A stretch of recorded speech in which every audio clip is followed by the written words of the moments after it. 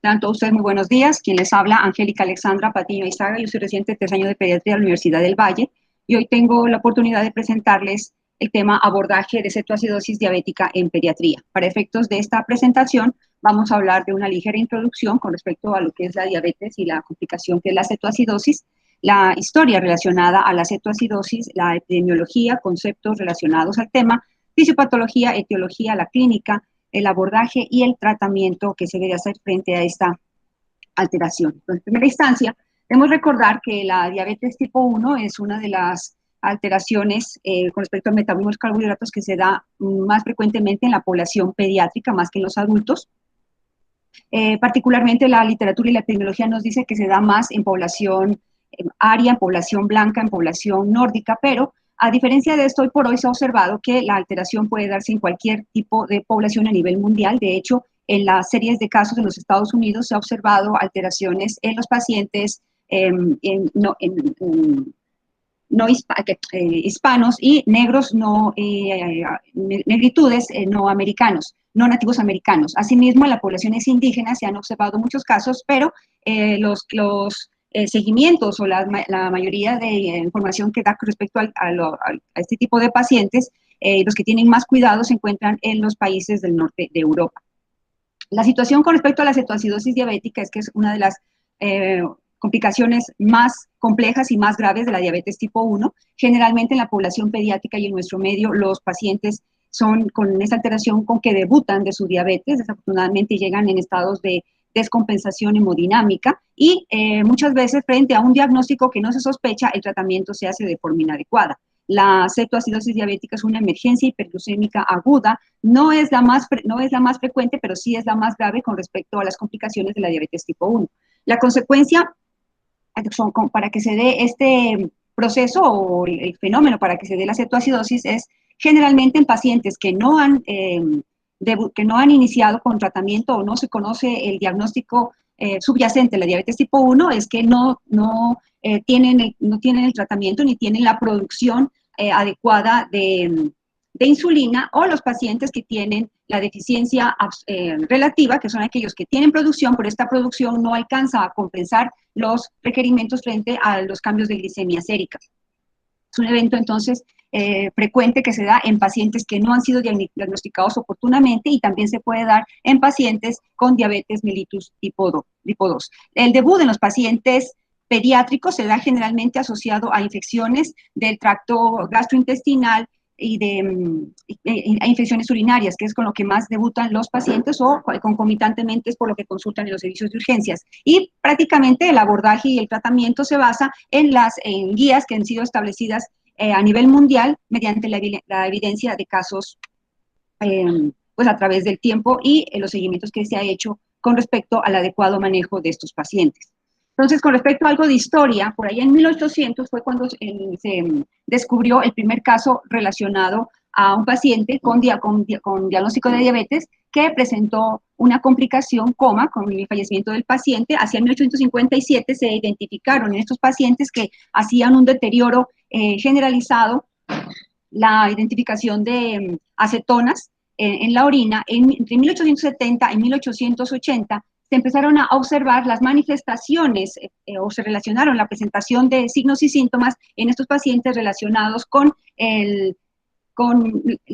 hallazgo de acetoacetato y beta-hidroxibutirato, o sea, acetoácidos en los estudios complementarios en estos pacientes. En 1921, con el descubrimiento de la insulina, se hizo un mejor abordaje de estos pacientes, y en 1923 había con relación a los pacientes que se deterioraban en el contexto de la evaluación de la diabetes. Entonces el 95% de los pacientes fallecían con relación a cetoacidosis, y es por ese momento cuando en la instauración del tratamiento que se tenía, por el conocimiento que se tenía con respecto a la insulina, permitió hacer manejo de casos exitosos y pues la recuperación de estos pacientes que debutaban con esta alteración. Entre los años 30 y los años 70, entonces, el abordaje agresivo con altas dosis de insulina permitió mejorar los casos y disminuir las complicaciones. En los años 70 a los 90, entonces, se establecen nuevos protocolos de insulina y, por tanto, se empieza a evaluar el manejo en los pacientes pediátricos y el abordaje hídrico que tiene que hacerse en este tipo de población. En la primera década del presente siglo, gracias a los protocolos establecidos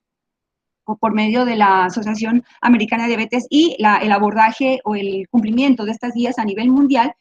permitió que se disminuya la mortalidad por debajo del 1% en relación a esta complicación de la diabetes. Y hoy por hoy, entonces, los protocolos de manejo están dirigidos a los diferentes grupos de población y los pacientes pediátricos. La mayor investigación es evaluar el abordaje hídrico que se hace precisamente para evitar una complicación de la misma cetoacidosis como es el edema cerebral. Entonces, en cuanto a epidemiología, es una alteración, la cetoacidosis diabética es una alteración que está netamente relacionada con los pacientes, con complicaciones de los pacientes tipo 1. Se ha encontrado en general en pacientes pediátricos una incidencia entre el 13 y el 80% con respecto a la diabetes. Los niños que tienen mayor riesgo son los menores de 5 años que no pueden manifestar los síntomas, o muchas veces en el abordaje de los pacientes en los servicios de urgencias no se hace la adecuada sospecha diagnóstica. Son niños que debutan, como les digo, con procesos gastrointestinales, con procesos infecciosos de vías urinarias, y se aborda en sí la infección, pero no la patología subyacente. El riesgo de muerte en los países desarrollados, donde los niños tienen una buena cobertura, un buen seguimiento y facilidad para la consecución de los recursos para su tratamiento de diabetes, está alrededor o por debajo del 1%. En los países en desarrollo, todavía la presentación de la cetoacidosis diabética como causa de la diabetes está entre el 30 y el 50%, precisamente relacionado a la dificultad de la consecución de los insumos, al inadecuado abordaje de los pacientes, a la falta de acceso de salud y a las condiciones socioeconómicas. Entonces, a nivel mundial se ha observado con respecto a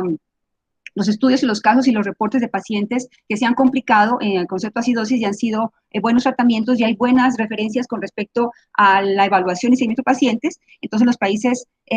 donde hay población área, que es donde más se ha sospechado la alteración o existe la alteración a nivel genético, que es Suecia, Canadá, República Eslovaquia y Finlandia, asimismo en Emiratos Árabes, Arabia Saudí y Rumania, y en los Estados Unidos se han encontrado tasas mayores de pacientes complicados, pacientes diabéticos tipo 1 complicados con cetoacidosis en jóvenes hispanos y afroamericanos. Como les decía anteriormente, la principal causa de muerte es la lesión cerebral. Para efectos de información general, no presentamos un caso clínico, presentamos estos casos anecdóticos que están relacionados con abordajes inadecuados de la alteración con 3 pacientes aquí en Colombia, son 3 periodos distintos. Adolescente de 15 años en Bogotá, 1992, Hospital San Juan de Dios, una paciente que había consultado por vómito cefalea por 2 días, consultas previas 3 al Hospital Santa Clara y al Hospital San Blas, y la impresión diagnóstica fue migraña. El tratamiento que se le hizo fue con acetaminofén, diclofenaco intramuscular y líquidos orales. Cuando reconsulta por tercera vez al Hospital San Juan de Dios, le realizan pruebas de embarazo y la dejan en vigilancia con hidratación. Incidentalmente, un internista evalúa a una paciente cercana que se encuentra y llama la atención la posición fetal de la señorita, el grado de deshidratación que tiene, la no respuesta al tratamiento que le habían instaurado, y pregunta en cuánto estaba la glucosa sérica, la cual se encontraba muy elevada y nadie había hecho el diagnóstico adecuado. Niña de 11 años en Bogotá, fue un caso que fue reportado pues en los medios. Esto fue en el año 2012, una niña que consulta por dolor abdominal y vómito, tiene 2 consultas previas en la misma institución, en una tercera consulta, en las 2 previas consultas le habían hecho el diagnóstico de gastritis, en una tercera consulta alguien le realiza una glucometría en 537, la niña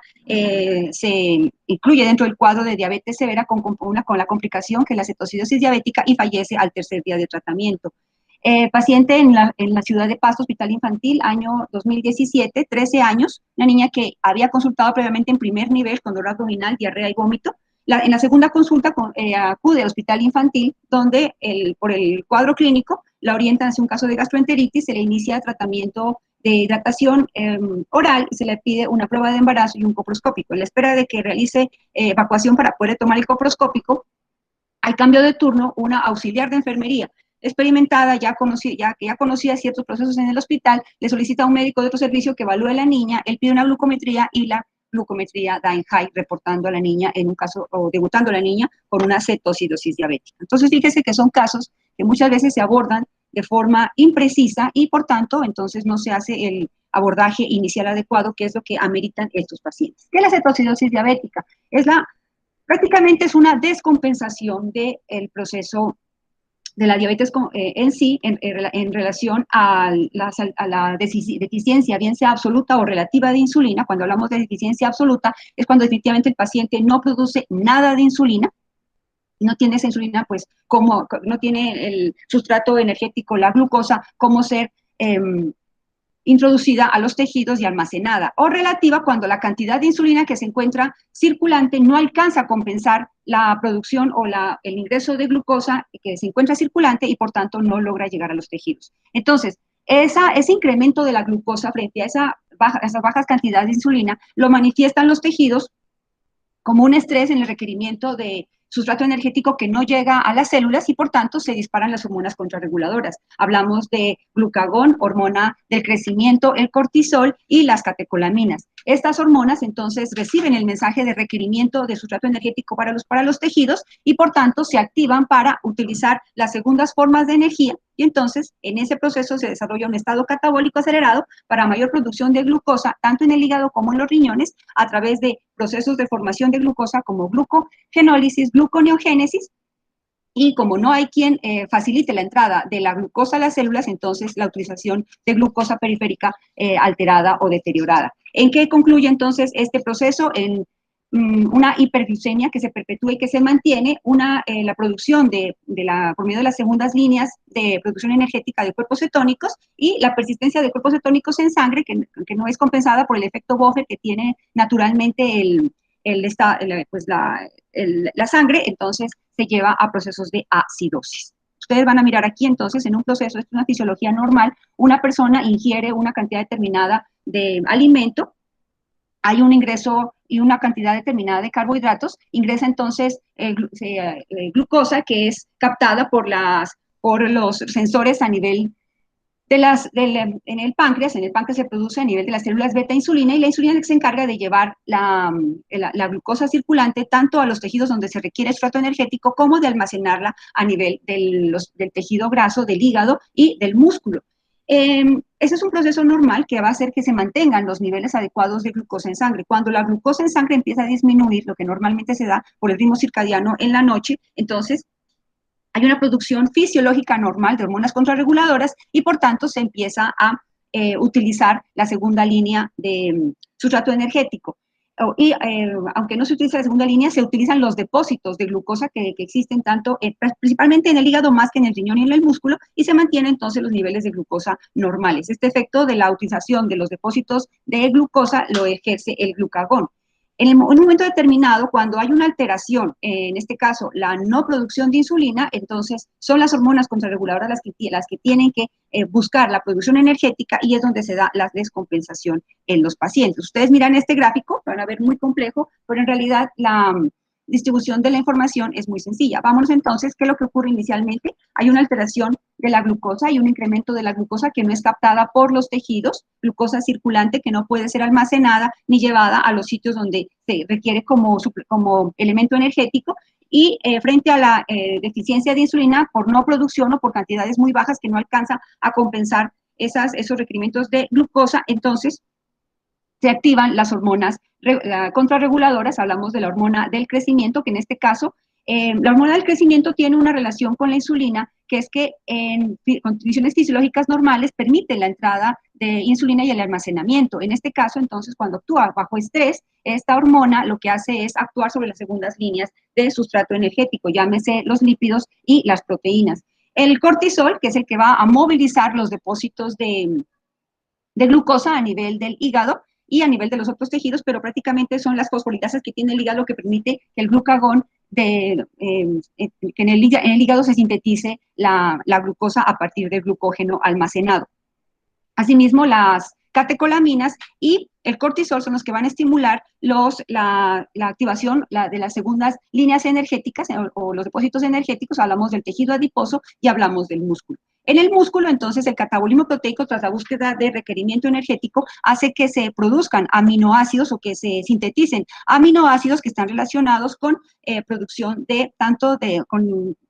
gluconeogénesis y con producción de cuerpos cetogénicos. Entonces hablamos de la isoleucina, la fenilalanina, la tirosina,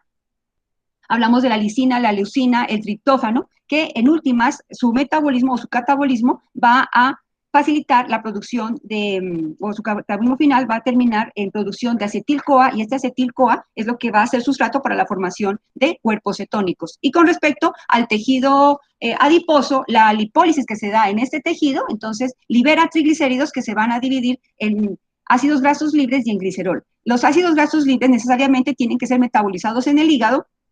para la producción energética, pero está la producción o tan alta la producción por medio de la estimulación de las hormonas del estrés que estos ácidos grasos no alcanzan a ser completamente metabolizados por el trabajo mitocondrial, el ciclo de Krebs, no alcanzan a ingresar en la síntesis de los mismos para la producción de energía, o sea, para la producción final de ATP, y se empieza a acumular, el metabolismo intermedio de estos ácidos grasos es el acetil-CoA, al igual que las proteínas. Entonces, el acúmulo de este acetil-CoA alcanza tales niveles, o sea, niveles tan elevados que no compensa, como les digo, no alcanza a entrar al ciclo de Krebs para que pueda ser metabolizado y se queda en metabolismo intermedio, entonces produciéndose tanto acetil-CoA, que al unirse a otra molécula de acetil-CoA, entonces se va a producir acetoacetil-CoA, y la unión de 3 moléculas de acetil-CoA nos va a dar el hidroxametilglutarid-CoA, que en últimas van a hidrolizarse y van a formar acetoacetato y beta-hidroxibutirato. Esta producción continua de ácidos grasos, como son el acetoacetato, el beta-hidroxibutirato y las acetonas, entonces son los 3 tipos de ácidos grasos que van a salir a circular a la sangre y van entonces a presentar las diferentes manifestaciones que se van a dar en los tejidos donde se van a expresar. Entonces, ¿qué pasa con ese exceso de acetil-CoA? Como les digo, entonces es el precursor para la formación de cetoácidos. La acetona tiene la particularidad de que al salir a circular en sangre, el mismo mecanismo, el mismo cuerpo trata de eliminarla y por tanto esto lo hace por medio respiratorio. Al hacerlo por medio respiratorio, entonces el paciente va a tener ese olor similar a las frutas. Eso es lo que, esa es la forma como logra eliminar las acetonas. Los otros ácidos más fuertes, como son el acetoacetato y el beta-hidroxibutirato, salen a circular a sangre, hacen parte de los componentes cetónicos o los cuerpos cetónicos sanguíneos que asimismo se van a hidrolizar en la sangre, no alcanzan a ser compensados por el efecto buffer de bicarbonato, y al hidrolizarse entonces van a producir agua, van a producir CO2, que también va a ser liberado por los pulmones por medio de la respiración, y es lo que nos va a dar, junto con la producción de acetonas y la producción de CO2, la respiración de Kussmaul, una respiración profunda, pero rápida. Y con respecto a los mismos cuerpos cetónicos circulantes que se encuentran, la misma hidrólisis de estos cuerpos cetónicos a nivel del torrente sanguíneo es lo que se hace que se liberen hidrogeniones, lo cual mantiene el estado acidótico. A nivel de los tejidos, la persistencia de los cuerpos cetónicos hace que se disminuya el metabolismo aeróbico, y al ocurrir esto, entonces se activa el metabolismo anaeróbico con producción de lactato, que es lo que va también a contribuir al estado acidótico. ¿Qué es lo que ocurre con la hiperglicemia? Igual la glucosa en sangre, la poca glucosa que sale también del metabolismo de los ácidos grasos y las proteínas, empieza a circular en sangre. No hay quien lleve esta glucosa a los tejidos, quien la almacene, que en este caso es la insulina. Persiste entonces la activación de las hormonas contrarreguladoras, la insulina está completamente inactivada y entonces se continúa permanentemente el proceso de hiperglicemia.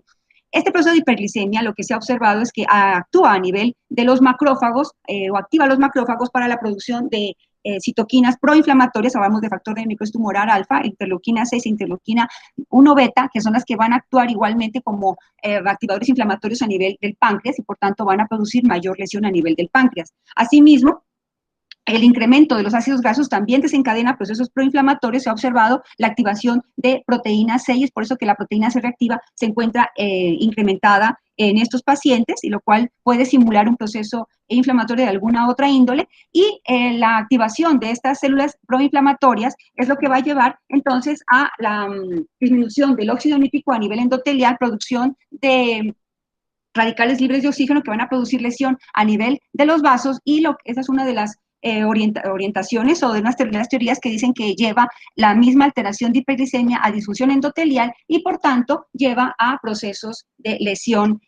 vascular, que también va a desencadenar, una de las teorías que lleva a desencadenar procesos de edema cerebral. acidosis severa, en donde hay una descompensación completa de la fisiología o del proceso fisiológico normal en la sangre y por tanto todos los eventos metabólicos que tienen que ver con pues la adecuada homeostasis a nivel hemodinámico se encuentran alterados. Por otra parte, entonces, la persistencia de los ácidos grasos es lo que nos lleva a severas acidosis y severa deshidratación. Y con respecto a la circulación, tanto de la hiperglicemia y los cuerpos cetónicos, entonces el riñón empieza a hiperfiltrar, tiene que eliminar tanto la glucosa como los cuerpos cetónicos, no alcanza a hacer compensación y por tanto los pacientes presentan glucosuria y cetonuria, esta cetonuria a expensas del acetato. Otro punto importante es que el mismo proceso de hiperglicemia es lo que contribuye a que exista una diuresis osmótica, el aumento de la concentración de solutos a nivel de la sangre, es lo que lleva a que el mismo riñón lo identifique como eliminación de estas sales y pues se produzca entonces la poliuria. Son pacientes que por este evento también tienden a deshidratarse y eso también va a generar a nivel del riñón, entonces procesos de lesión renal, pero asociado a al mismo incremento de la glucosa en sangre, o sea, la hiperglicemia, se empieza pues, al existir evacuación de líquido, empieza a disminuir el volumen circulatorio y eso es lo que lleva a la disminución de la perfusión y lo que también pues, lleva en segunda instancia a la lesión orgánica, en particular del riñón, y lo que puede también llevar a falla renal. Entonces son los componentes que nos llevan en general a la manifestación de los síntomas en estos pacientes que pues ya ustedes miran cómo en la parte fisiológica se encuentran expresados posteriormente con los síntomas que les diré más adelante. Entonces, en conclusión, lo que ocurre es una alteración de las hormonas que se desencadena por la deficiencia de insulina, la utilización de glucosa que no es lograda por los tejidos, la activación de las segundas líneas de sustrato energético, la producción de cuerpos cetónicos que empiezan a circular con las manifestaciones físicas que dan los pacientes y finalmente la deshidratación que se da por los diferentes componentes, como les he comentado. Otras alteraciones que contribuyen a la cetoacidosis, entonces la diuresis osmótica, que yo le expliqué, relacionado con la evacuación continua de líquido por el riñón y la misma lesión renal que se produce por la hipovolemia y por las lesiones vasculares, el disturbio electrolítico que se da por la eliminación de potasio, la salida de sales, la eliminación de fosfatos, la eliminación de sulfatos en la orina, el proceso inflamatorio, de por sí la misma alteración de hiperglicemia y la activación de ácidos grasos, circulación de ácidos grasos generan procesos proinflamatorios como ya lo expliqué, y hay pacientes, algunos pacientes hoy por hoy han sido tratados con inhibidores de los transportadores de glucosa a nivel del riñón. Esto lo que permite es la eliminación de glucosa renal. Se ha observado que los pacientes, así como eliminan glucosa, también eliminan insulina y al hacerlo entonces disminuye los niveles de insulina con efecto secundario de activación de hormonas contrarreguladoras, lo cual contribuye al desarrollo de cetoacidosis en estos pacientes. Y en pacientes adolescentes particularmente la inanición por ayuno en el contexto de bajar de peso de forma estricta bajo dietas personales o por pues condiciones que les con respecto a la no aceptación de su imagen, entonces es lo que lleva a procesos de cetoacidosis ya por estimulación de lactato por metabolismo anaerobio y que también contribuye a la activación de hormonas contrarreguladoras en pacientes que pueden también cursar con cetoacidosis y también pueden desarrollar diabetes. Factores de riesgo en pacientes que no han sido diagnosticados con cetoacidosis que tenemos. Entonces, pacientes específicos son los pacientes jóvenes, cuyo cuidado en general en la salud no es uno de sus intereses primordiales. Las minorías étnicas, en aquellas en donde no se sospecha la alteración, por cuanto no se ha establecido que sea un evento frecuente, las poblaciones que no tienen acceso a servicios de salud o pocos recursos económicos. En cuanto a los relacionados con el ambiente médico, es el diagnóstico errado frente a la diabetes o la iniciación inadecuada del tratamiento frente a la diabetes. Si vamos a la parte epidemiológica, entonces son aquellos lugares donde la prevalencia de diabetes mellitus es baja y por tanto la entidad no se sospecha, o estar en esos sitios donde definitivamente el diagnóstico no hace parte de las patologías prevalentes y por tanto no se tiene en cuenta como los diagnósticos diferenciales. Y los pacientes que ya tienen el diagnóstico de diabetes, entonces hablamos de procesos recurrentes donde hay, la principal causa tal vez es la omisión de la insulina o la adherencia inadecuada al tratamiento, el pobre control metabólico, se aplica la insulina pero no hacen el seguimiento glucométrico, episodios previos y continuos de cetoacidosis diabética, generalmente en niños pequeños. Hay que recordar que los niños pequeños hacen prodromos muy rápidos, sobre todo los pacientes menores de 2 añitos, hacen prodromos muy rápidos del proceso o descompensación muy rápida de la diabetes y pueden llegar fácilmente a un cuadro de cetoacidosis diabética en un tiempo casi que récord, un tiempo en escaso tiempo frente a otro tipo de pacientes. Desórdenes del comportamiento, desórdenes psiquiátricos que hace que no haya adherencia a los tratamientos, problemas familiares o conflictos donde por situaciones de negligencia los niños no son bien cuidados y atendidos, igual los bajo sistema socioeconómico en el que están inmersas las familias, y que los pacientes tengan, una vez que tengan el diagnóstico, los pacientes no tengan un buen seguimiento o tengan acceso limitado tanto a la consecución de insumos como a los servicios de salud. Cuando hablamos de la etiología que está directamente relacionada, además de los factores de riesgo, en la población pediátrica, ¿qué es importante tener en cuenta? Los pacientes pediátricos pueden debutar con cetoacidosis diabética y, como les digo, hacer un diagnóstico erróneo desde el inicio o el abordaje del paciente. Entonces, son pacientes que pueden tener hallazgos similares a otros eventos. El paciente cursa con un dolor abdominal intenso, un dolor agudo, no se hacen estudios complementarios, simplemente se sigue por la clínica y los pacientes pueden estar inmersos en un proceso de diabetes descompensada en una cetoacidosis. Como les dije, los prodromos de los niños pequeños son mucho más cortos. Las infecciones, particularmente las infecciones del tracto urinario y las gastrointestinales, son las que están más relacionadas, aunque también se han relacionado a procesos de intoxicación, donde también pueden enmascararse, sobre todo en un paciente que tiene como patología subyacente la diabetes. Los desórdenes alimentarios en los pacientes adolescentes, las omisiones de insulina cuando ya el paciente tiene tratamiento o falla la bomba, si son usuarios de bomba de insulina, falla la bomba de insulina, falla el suministro del medicamento, bien sea por defecto del dispositivo o por la insulina que no ha sido bien almacenada y adecuadamente suministrada, y mala adherencia al tratamiento. Entonces, las manifestaciones, ¿cómo se van a dar? Ya vieron ustedes que prácticamente todo lo desencadena el incremento de la glicemia en sangre y lo desencadena la producción de cuerpos cetónicos en sangre. ¿Qué vamos a tener a nivel general? Entonces, los síntomas más claros en estos pacientes son la polidipsia, la polifagia. Son pacientes que van a tener descompensación neurológica por la misma utilización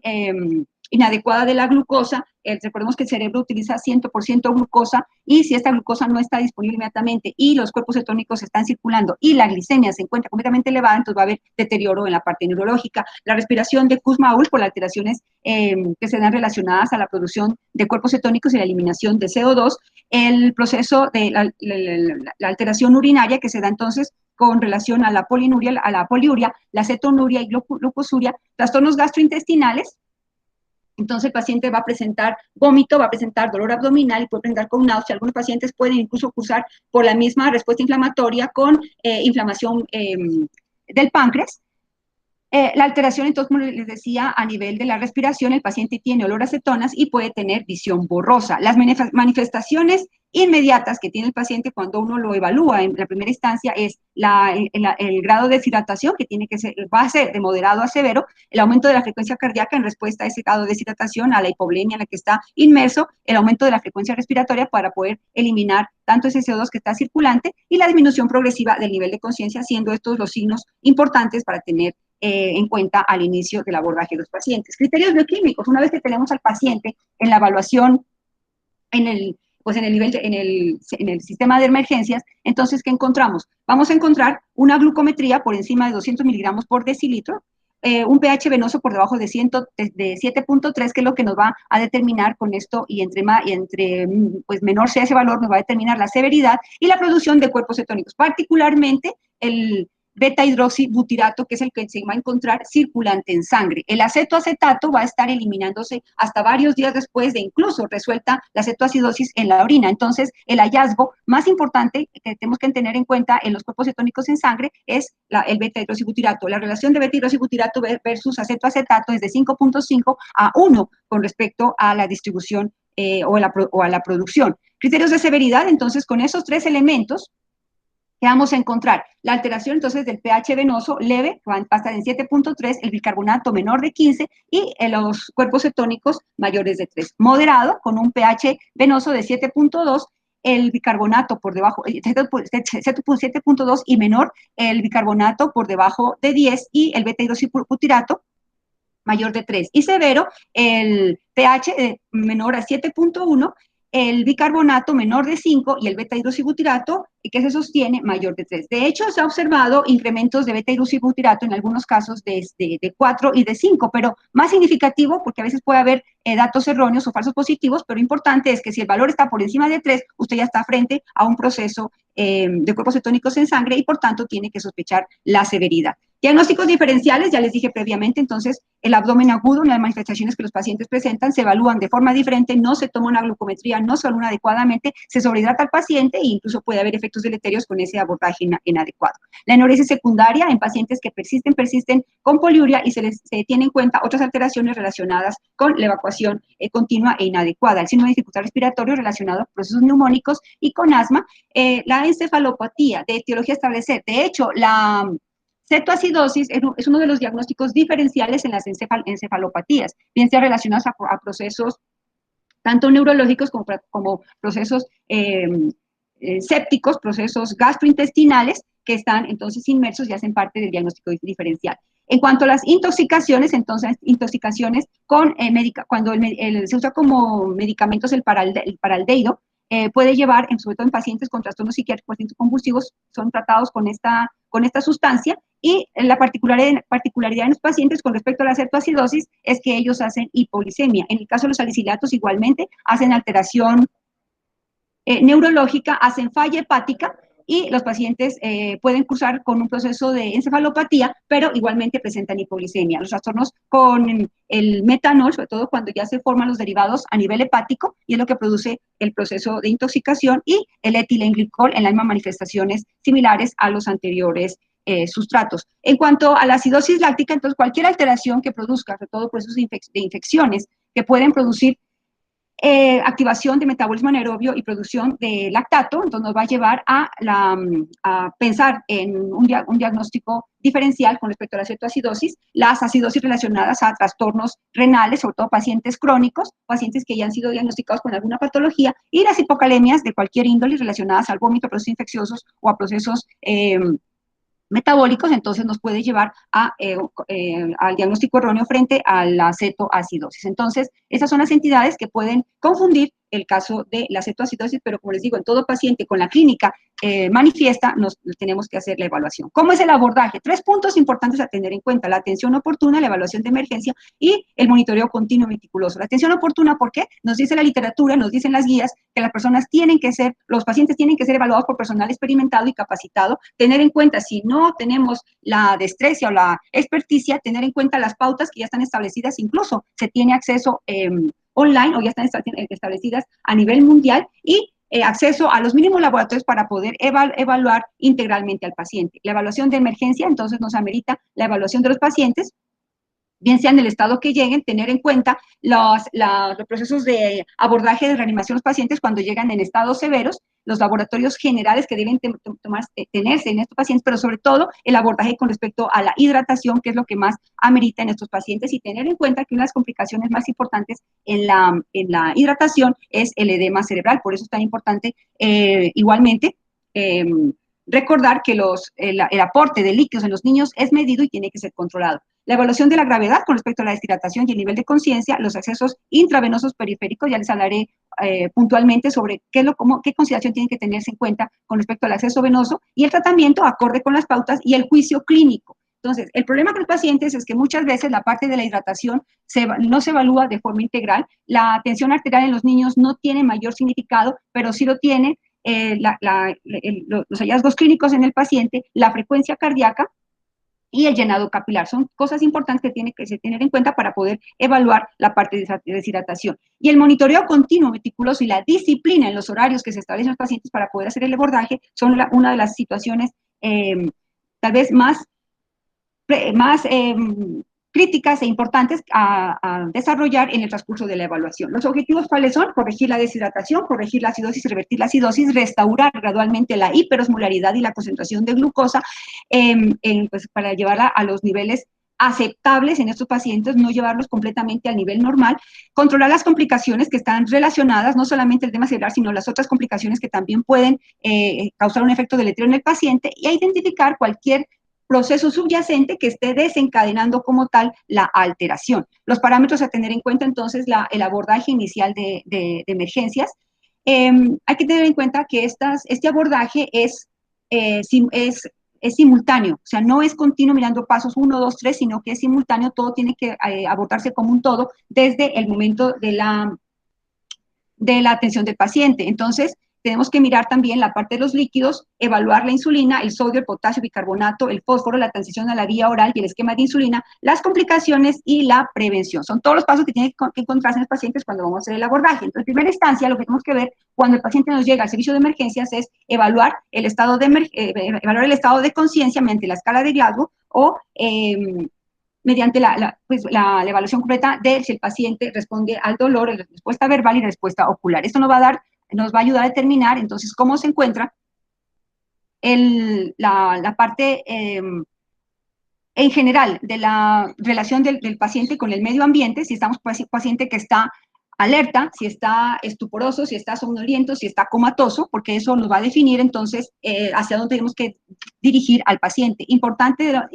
igualmente es determinar el peso y la talla del paciente. No sirve en estos pacientes tener en cuenta el peso anterior porque recuerden que tenemos que evaluar con respecto, esto nos sirve para evaluar el estado de hidratación y con eso poder hacer el abordaje. Asegurar vía aérea. Una situación importante en los pacientes cetoacidóticos es que no podemos hacer invasiones continuas porque podemos hacer mayor efecto deleterio. Si vamos a intubar un paciente que está medianamente estable, nos puede aumentar el CO2 y eso puede llevar a mayor lesión neurológica. Entonces, tenemos que garantizar oxígeno, sí, tenemos que colocarle un monitor. El monitor para electrocardiográfico es una de las medidas indirectas para determinar cómo se encuentra el potasio en estos pacientes, evaluar el grado de deshidratación mediante la evaluación general y establecer, aquí donde viene la importancia de los accesos venosos. ¿Qué es importante aquí entonces? Tener en cuenta o abordar al paciente con dos accesos. Uno de los accesos tiene que ser bilumen para poder iniciar la hidratación en el paciente y por la otra empezar los líquidos destrozados. Y un segundo acceso en el cual vamos a iniciar el aporte de insulina, que es el sustrato que prácticamente va a mejorar la cetoacidosis en los pacientes. En la medida de lo posible, nos dice la literatura, no utilizar maniobras invasivas, no utilizar cateterismo por cuanto pacientes pueden hacer tromboembolismo.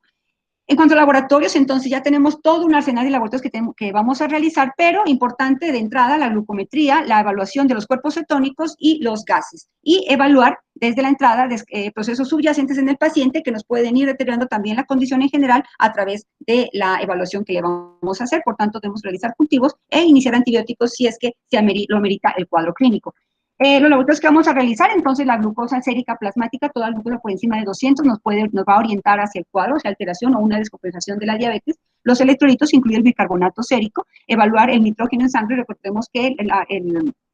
misma lesión que se va a dar a nivel renal, entonces puede haber acúmulo de azoados, lo cual va a perpetuar o aumentar el proceso de deshidratación del paciente. Lo mismo la creatinina, determinar las molaridades séricas. Las molaridades de los pacientes pueden estar alrededor de 300 y 350, muy por encima de la osmolaridad fisiológica normal. El pH venoso que nos orienta hacia el cuadro, el hemograma. En estos pacientes, por la misma respuesta inflamatoria séptica que se da secundaria a la alteración de los cuerpos cetónicos y las lesiones que produce la hiperglicemia, como les dije anteriormente, la activación de células proinflamatorias, entonces podemos tener cuadros de leucocitosis a expensas de las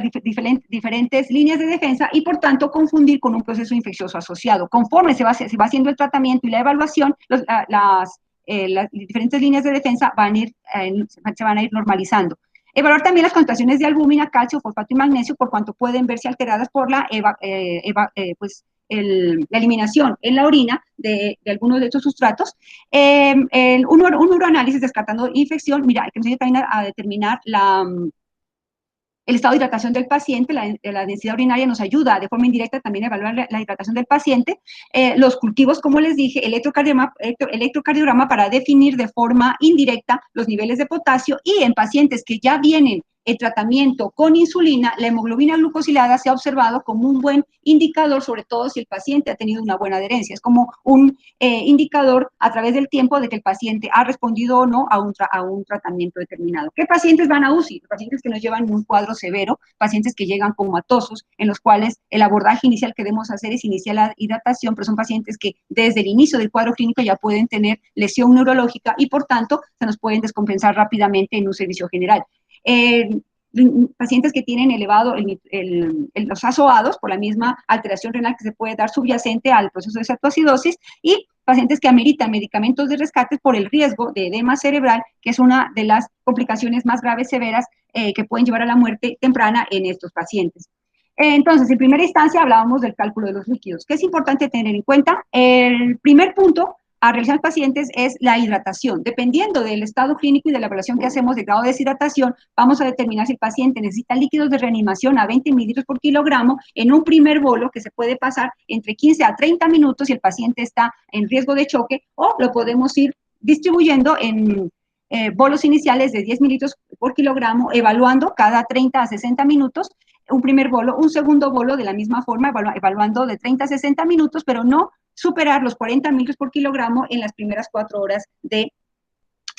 abordaje del paciente, del abordaje hídrico del paciente. El mantenimiento se va a hacer calculando el porcentaje de deshidratación del paciente más el mantenimiento, nos dice la literatura, que tiene que hacerse sobre las 48 horas, o la distribución de líquidos que vamos a aportar se tiene que distribuir sobre las 48 horas siguientes de líquidos mantenimiento que va a requerir ese paciente. ¿Por qué ocurre esto? Porque si hacemos un abordaje hídrico masivo al inicio del tratamiento, podemos ir fácilmente a producir edema, particularmente edema cerebral, que es lo que nos va a llevar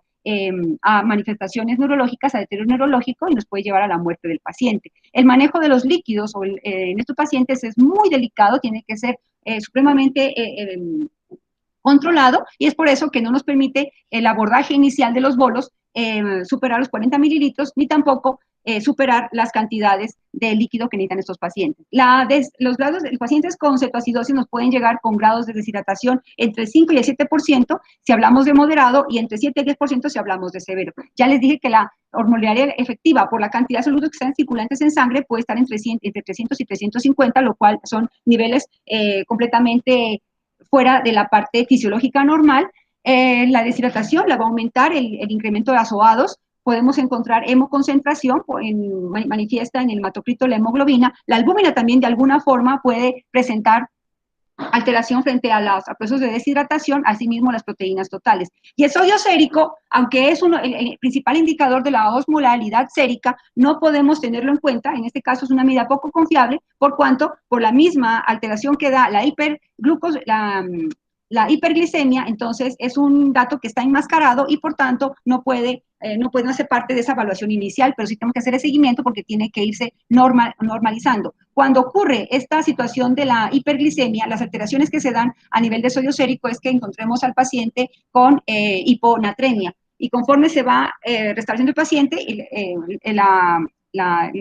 sodio sérico se va normalizando. El cálculo de mantenimiento de pacientes se puede hacer con 3 fórmulas diferentes. La fórmula de Holiday-Segar, que es la más frecuente en los niños. Hay otra fórmula simplificada de Holiday-Segar, pero se ha observado que en estos puede haber una sobrehidratación, y la fórmula que tal vez debemos utilizar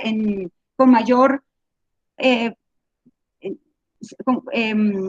pues mayor utilidad en pacientes por más de 10 kilogramos es la fórmula basada en la superficie corporal en los niños que superan entonces los 10 kilogramos. Hablamos de los niños por encima de un añito. Entonces, esta fórmula establece el cálculo que hacemos por Holiday y al tenerla en cuenta la superficie corporal, entonces multiplicar 1500 a 2000, lo dice la literatura, y estos líquidos, o sea, este valor de líquidos lo multiplicamos por los 2 días en los cuales vamos a evaluar al paciente, y llevamos entonces la distribución de líquidos a las siguientes 48 horas. Recordar, muy importante recordar que el manejo del déficit y el mantenimiento del paciente se tiene que llevar a 48 horas, por cuanto debemos prevenir la sobrehidratación del paciente. En la atención diaria o en la aplicación diaria de líquidos en el paciente no podemos exceder 1.5 a 2 veces el volumen requerido diario por el paciente, por cuanto el mayor riesgo es el edema secundario. Ya les dije el acceso venoso, idealmente un acceso venoso bilumen, por el cual vamos a iniciar el aporte de solución salina en las primeras 4 horas. Luego, cuando empieza a disminuir la insulina, porque en la primera hora debemos iniciar la insulina, entonces por esa misma línea, por ese mismo catéter bilumen, podemos iniciar los destrozados e ir jugando con las cantidades para poder mantener los niveles tanto de glicemia en el paciente como el aporte de hidratación. Hay un reporte con respecto a lo que es la doble bolsa. Dice la literatura entonces que cuando hacemos un solo acceso venoso y le colocamos al paciente por ese acceso inicialmente el aporte de solución salina y luego le queremos iniciar los destrozados, ese cambio que existe entre los dos aportes o el cambio de líquidos o al colocarle al paciente otro acceso venoso, nos estamos demorando de 30 a 45 minutos, lo cual puede llevar al deterioro del paciente. Entonces, lo más fácil en los pacientes y lo más oportuno para ellos es determinar un catéter bilumen donde se va a hacer el juego del aporte de solución salina y destrozados y por una segunda línea, una línea alterna, es por donde vamos a hacer el aporte de insulina que debe iniciarse sobre la primera hora o después de la primera hora de haber abordado la parte hídrica del paciente. Cuando la glucosa se encuentra entre 250 a 300 gramos por decilitro, entonces vamos a iniciar el aporte de dextrosa para evitar que haya unas caídas severas de glicemia y también nos lleve a efectos deleterios en el paciente. Asimismo, cuando empieza a actuar la insulina que permite la entrada tanto de glucosa a la célula, pero asimismo arrastra potasio. Por tanto, los niveles de potasio van a irse disminuyendo y tenemos que recordar en este punto es que por cada 0.1 medida de pH que se encuentra disminuida, está incrementado el potasio 0.6 en sangre. Pero cuando empezamos a hacer el aporte de insulina, entonces el potasio fácilmente puede irse disminuyendo y por tanto en los líquidos de mantenimiento tenemos que hacer el aporte de potasio a 40 milimoles por litro. Entonces, como les decía, un segundo acceso para hacer un aporte adecuado de insulina y mantener, pues obviamente, la hidratación continua por las 48 horas. El paciente tiende con los manejos adecuados de hidratación y de aporte continuo y el buen abordaje hídrico a restablecer su glicemia sobre los 200 y 250 en las 6 a 8 horas siguientes al abordaje inicial. Es por esto entonces que es muy importante hacer el seguimiento por hora, el seguimiento continuo de este tipo de pacientes y la evaluación continua de los diferentes sustratos que están relacionados o están en relación a esta alteración. Entonces, tenemos algunas fórmulas que nos sirven para establecer los sustratos importantes a nivel sérico. Entonces el sodio corregido esa fórmula no nos ayuda a determinar cómo se encuentra el sodio, cómo tenemos ese elemento, sino en qué nivel va a estar y por tanto cómo debemos evaluarlo. La osmolaridad corregida o la osmolaridad específica es la que nos ayuda a establecer qué osmolaridad tenemos en el momento de abordaje del paciente y es importante también recordar la cantidad de insulina que debemos aplicar a nuestros pacientes. Nos dice la literatura que idealmente la dilución de insulina versus aporte tiene que ser relación de 1 a 1, pero hay una situación importante, que esto está netamente relacionado con la sensibilidad del paciente. Vamos a colocar insulina a 0.05 unidades por kilogramo o 0.1 unidades por kilogramo, pero hay pacientes con respuesta rápida a insulina que incluso la evaluación tiene que ser por cada 30 o 60 minutos con la glicemia, por cuanto con medidas solamente de 0.03 ya están respondiendo y pues para evitar el efecto de disminución rápida de la glucosa. La glucosa no tiene que disminuir, la disminución por hora no puede ser mayor de 90 a 100 miligramos por litro. En cuanto al aporte de líquidos, entonces este estudio que se hizo en el 2018, el estudio PECARN fue el que evaluó el aporte hídrico en los pacientes, porque una de las teorías que establece que el paciente en el aporte hídrico puede producir edema, o sea, la rapidez de la infusión puede llevar a edema a los pacientes, determinó que con las diferentes formas de infusión, las infusiones más oportunas para los pacientes son la solución isotónica 0.9% de cloruro de sodio para iniciar el abordaje del paciente, o también se ha visto buena respuesta con soluciones al 0.45, sobre todo cuando estamos cuidando la parte del cloro en estos pacientes. Lo que sí concluyeron ellos es que el abordaje del paciente, el aporte hídrico tiene que hacerse sobre las siguientes 24 horas, o sea, tiene que darse el aporte sobre las siguientes 48 horas para evitar precisamente procesos de edema pulmonar y edema cerebral y procesos de deterioro neurológico. Es en cuanto a el riesgo que se tiene con respecto a proteger el cerebro de la edema cuando se empieza a restablecer la osmolaridad normal a nivel sérico. Igual, entonces tenemos las fórmulas que nos establecen, o tenemos estas tablas que nos establecen el requerimiento en los pacientes de líquidos y de electrolitos que debemos irles colocando conforme vamos abordando al paciente. La directriz más importante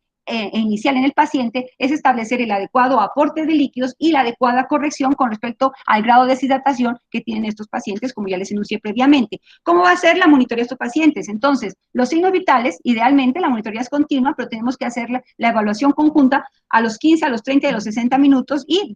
para poder evaluar la respuesta a la terapia. La escala de Glasgow, de la misma forma, cada 15, 30 y 60 minutos, por cuanto el mayor compromiso en estos pacientes en el abordaje es el edema cerebral. La misma literatura nos dice que hay pacientes que incluso desde el inicio del abordaje pueden tener ya injuria cerebral secundaria, bien sea a procesos inflamatorios o a procesos vasculares. En realidad no se ha llegado a una conclusión de qué es en últimas lo que genera el edema cerebral. Nos dicen que puede ser más procesos vasogénicos, pero y asociados al aporte hídrico. Pero también en algunos pacientes se ha observado lesiones relacionadas con procesos hipóxicos que llevan a procesos hipóxicos isquémicos que llevan a lesión vascular y por tanto al deterioro del tejido cerebral. Los pacientes entonces tienen que evaluarse en el contexto de la evaluación inicial y en el contexto del seguimiento en cuanto a síntomas como cefalea, bradicardia, emesis, cambios neurológicos, aumentos de la tensión arterial, aumento del sodio o incremento del requerimiento de oxígeno. En cuanto a la insulina y la glucosa, el manejo, una vez que se aborda el paciente, tiene que hacerse cada hora y lo vamos a hacer con glucometría. Otro punto importante es que tenemos que relacionar en la evaluación tanto la glucosa sérica como los valores glucométricos que tomamos, porque en algunos casos podemos tener alteración a nivel del glucómetro y eso puede llevar a resultados no concluyentes en el paciente o equívocos. Los líquidos entonces se evalúan cada hora y tenemos que también evaluar tanto los líquidos que vamos administrando como los líquidos que se van eliminando. En realidad las pérdidas que se tienen en los pacientes por orina no son concluyentes como sí lo hace el estado de hidratación y el aporte de mantenimiento que le damos al paciente. En cuanto a los electrolitos, el BUNLA, el calcio, el magnesio, el fósforo, pues los reportes del hemograma y los gases venosos se tienen que hacer cada 2 a 4 horas dependiendo de la condición del paciente y aquí hay que recordar que los lípidos pueden interferir con el resultado particularmente del sodio, entonces eso hay que tenerlo en cuenta, sobre todo en estos pacienticos donde hay alguna otra alteración subyacente que esté relacionada con alteración lipídica o cuando la acidosis es muy severa. En cuanto al beta-hidroxibutirato, idealmente, al igual que la glucometría, tiene que evaluarse cada hora dependiendo de las condiciones del paciente y el peso en los pacientes tiene que evaluarse a diario. En cuanto en general, al aporte de líquido y sales, entonces tenemos que tener en cuenta que se debe garantizar buen líquido para mantener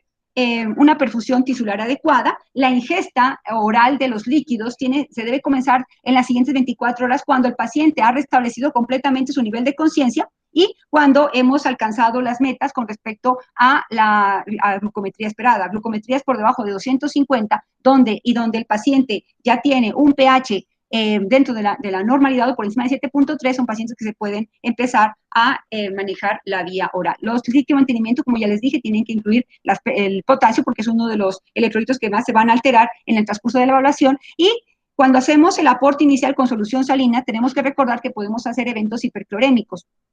Por tanto, entonces, el aporte, cuando estamos haciendo netamente el aporte de líquidos ricos en cloruro, entonces nos tiene que llevar a evaluar este electrolito. De la misma forma, la excreción de cetonas en la orina hace que se intercambie la excreción por el cloruro y por tanto los pacientes pueden presentar también incremento del cloruro en sangre. La relación cloro-sodio, si se encuentra por encima de 0,79, nos va a orientar a que estamos frente a una acidosis metabólica hiperclorémica. Entonces, si estamos frente a estos trastornos, lo que podemos hacer es modificar el aporte de líquidos y con sustratos que tengan menores cantidades de cloruro e ir evaluando la mejoría del electrolito en estos pacientes. En cuanto a la insulina, ya les dije previamente, la insulina tiene que iniciarse al menos 1 hora después de haber comenzado la terapia de hidratación.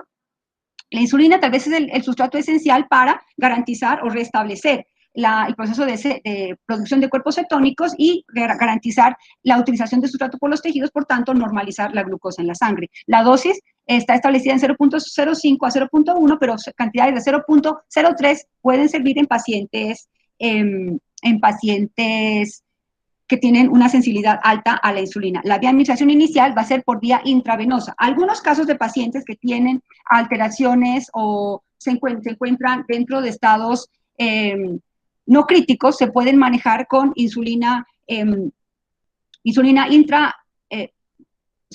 con insulina subcutánea, pero son pacientes que ya los padres están entrenados en el manejo de insulina a los pacientes, sobre todo cuando los pacientes ya tienen el diagnóstico establecido. Debe permanecerse entonces el aporte de esta insulina a 0.5, de 0.05 a 0.1 unidades por kilogramo y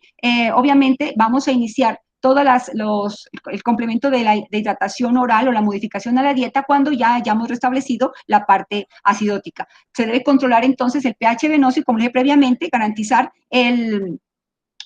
el control del beta-hidroxibutirato, que va a ser el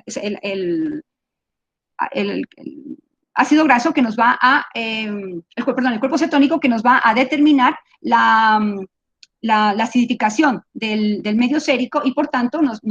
es un indicador de gravedad en los pacientes. Cuando empiezan a disminuirse las cantidades, entonces ya podemos hacer el cambio a el componente de vía oral.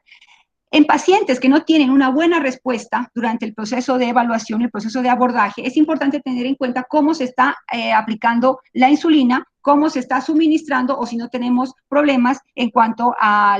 la canalización o cómo está el paciente recibiendo este sustrato. Por cuanto a veces la respuesta no se tiene de forma oportuna debido a defectos en el aporte de la insulina. La administración, entonces, como les dije previamente, subcutánea, se puede también hacer en pacientes. Se ha observado buena respuesta en pacientes que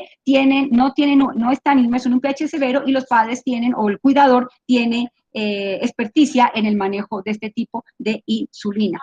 En el caso de los pacientes que están cursando con cetosis,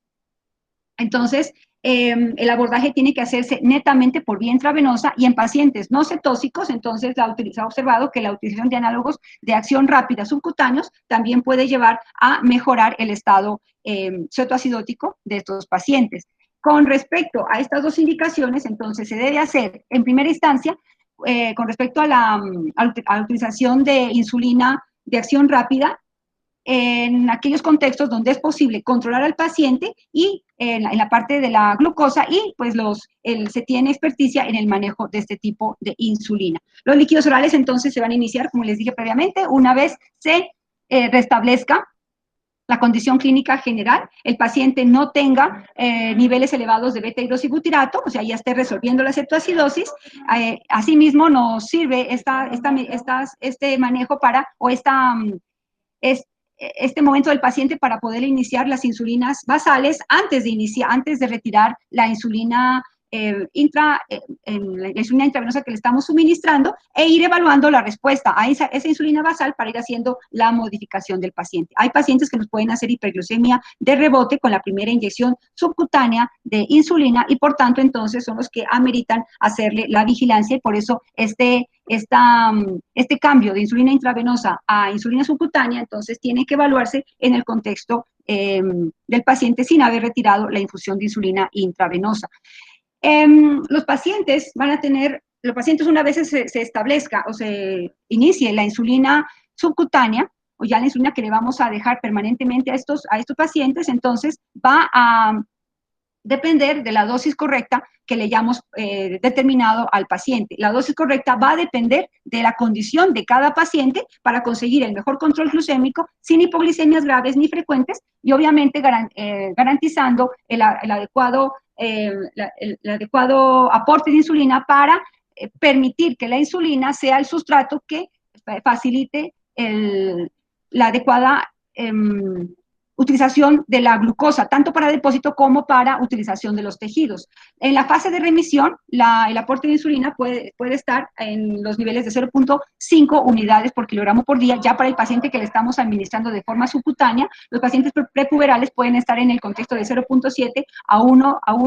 unidades por kilogramo. En la pubertad, mayores a 1 unidad por kilogramo. La adolescencia va a requerir, similar al adulto, 0.75 unidades y la variación va a ser relacionada con el crecimiento, el ejercicio, la ingesta, las enfermedades, la actividad diaria y las emociones. Recordemos que esto puede verse afectado incluso en las mujeres durante el ciclo menstrual. El aporte de potasio ya lo hemos nombrado en varios puntos durante la presente charla. Entonces, Importante que se tiene que hacer un manejo adecuado del aporte de potasio en los líquidos una vez se empiece a restablecer la parte hemodinámica del paciente y donde se empiece a disminuir la glicemia en el paciente con el aporte de insulina, por cuanto la insulina es el principal agravante de la alteración del potasio, dado que introduce el potasio a la célula y eso es lo que hace que se disminuyan los niveles séricos. Si el paciente tiene una excreción elevada de potasio por el mismo proceso secundario a hiperglicemia, podemos tener un potasio disminuido desde el inicio del abordaje del paciente y es lo que tenemos que evaluar tanto con el electrocardiograma como con la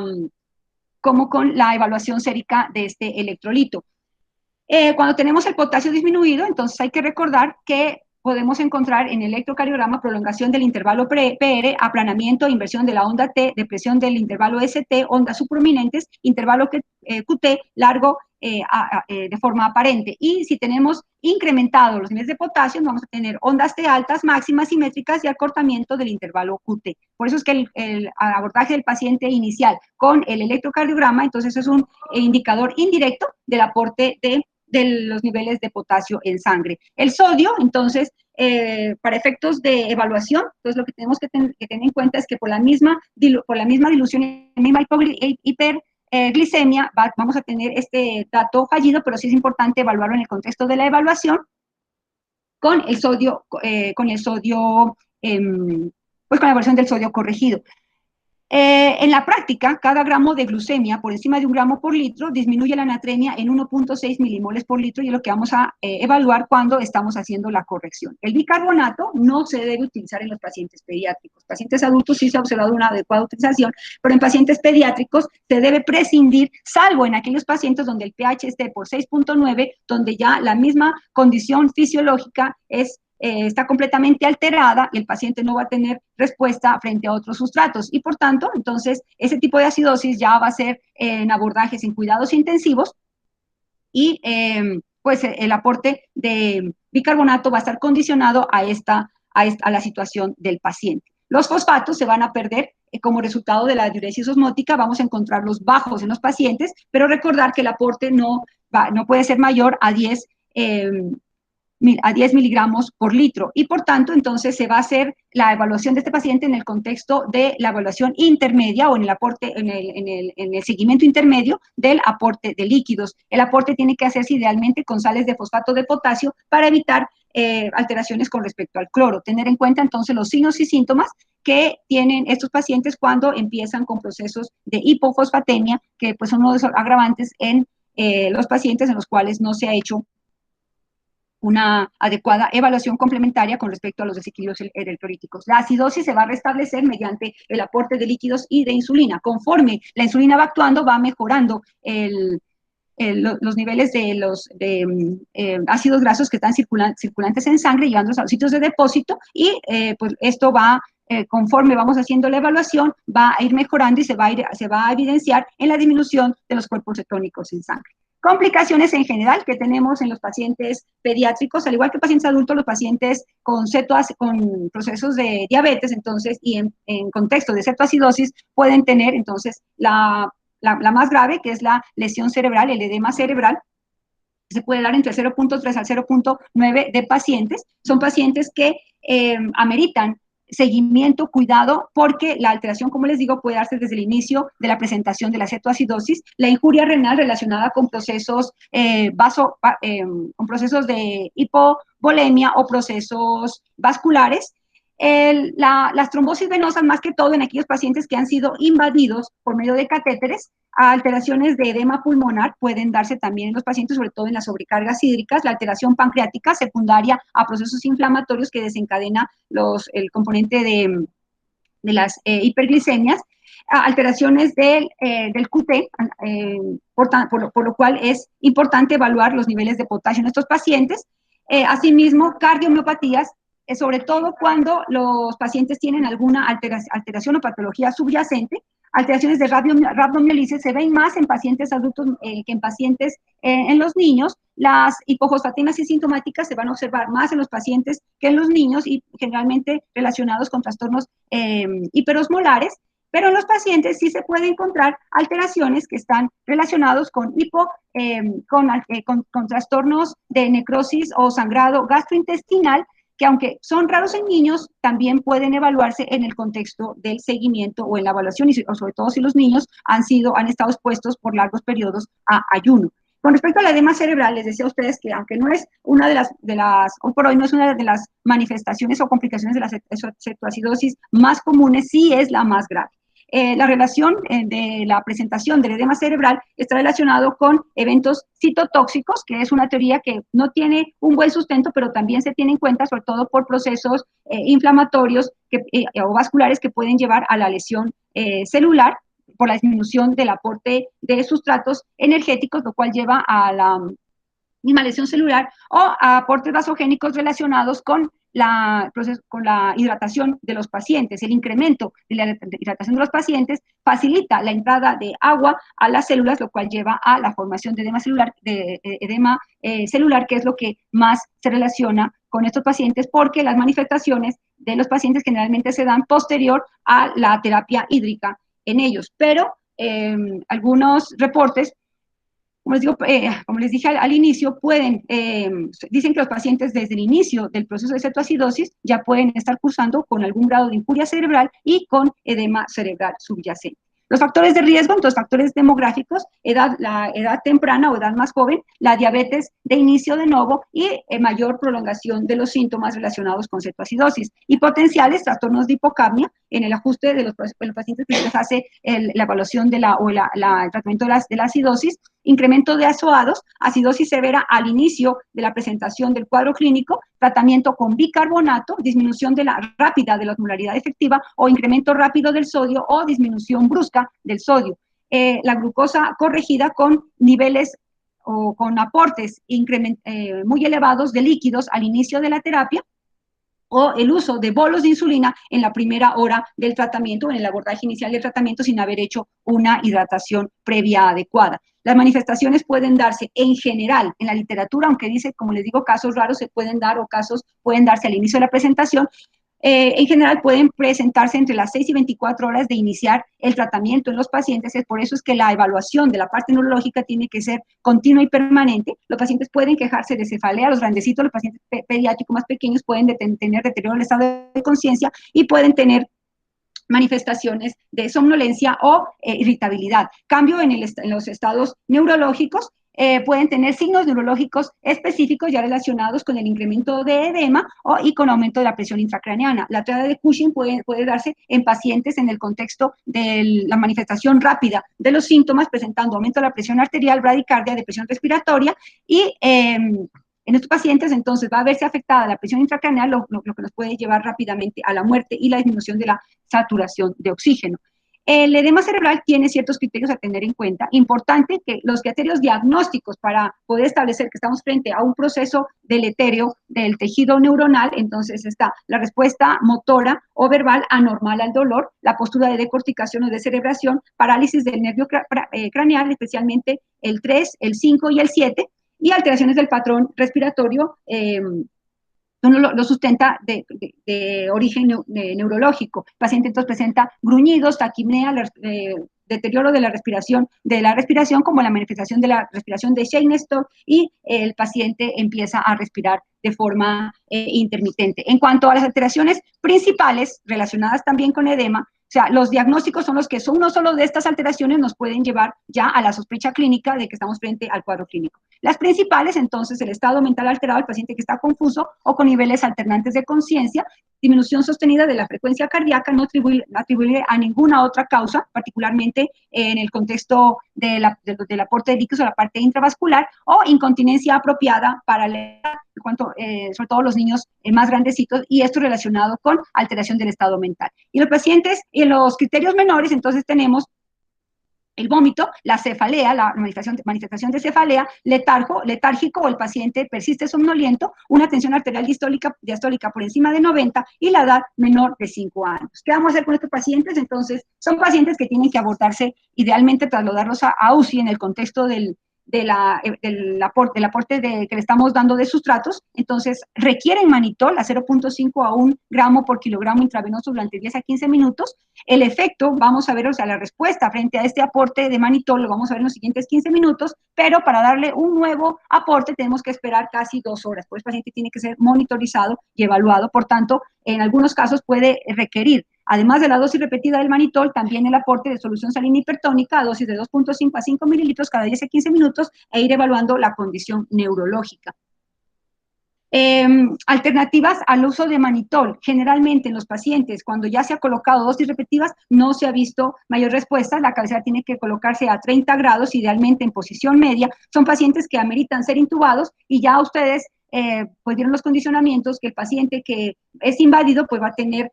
peor pronóstico. Y una vez que el paciente se ha restablecido, entonces ya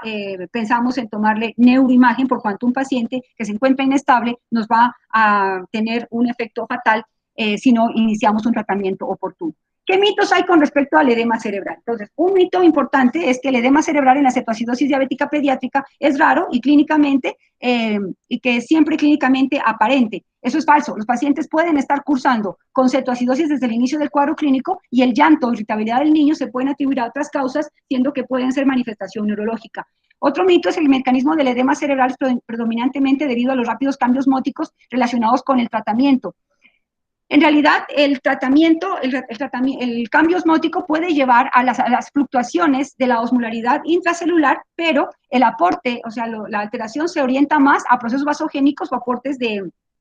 hídricos continuos, aunque pues no hay un consenso con respecto a que el edema sea netamente por proceso de hidratación, pero es la teoría que más se acepta en la población pediátrica. Otro mito es que el edema cerebral está directamente relacionado con mayores tasas de infusión de líquido por vía intravenosa o bolos de líquidos más grandes. Es así, los pacientes entre mayor aporte y más rápido aporte le demos, vamos a llevar fácilmente a la descompensación o la inutilización o la utilización, la absorción